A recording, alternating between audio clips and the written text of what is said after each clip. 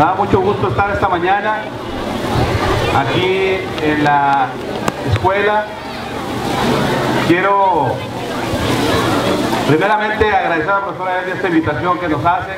a un servidor como diputado del Congreso del Estado, como diputado del Partido de Acción Nacional,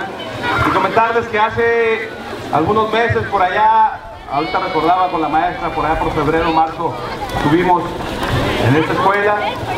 y platicando con los muchachos y platicando con los maestros y con algunos padres de familia, poderle dotar de un camión un poco más nuevo al que ya tienen a esta escuela.